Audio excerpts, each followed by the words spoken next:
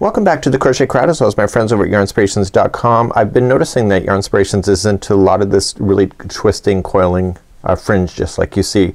So there's not cut at all, it's just twisting and it's a natural twist onto itself. Let me show you how this is done.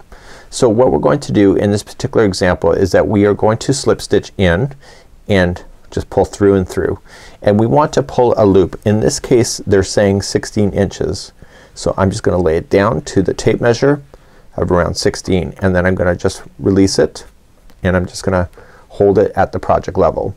Using my finger I'm going to count, and it says to do 40 times for this particular example. The amount of times that it twists will change how the coil looks.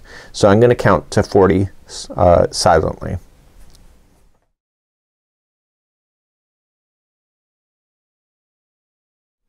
Now that I have my 40, what I'm going to do is that I am just going to slide it up off my finger and onto the crochet hook. And where I was, I'm just going to slip stitch, pulling that yarn through and through the loop that I just put onto there. And then I want to slip stitch into the next.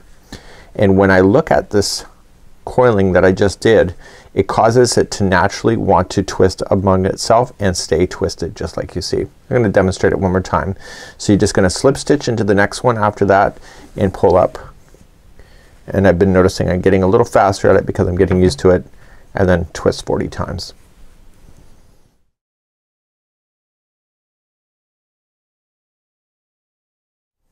Now that I have my 40, release it and insert your hook in first.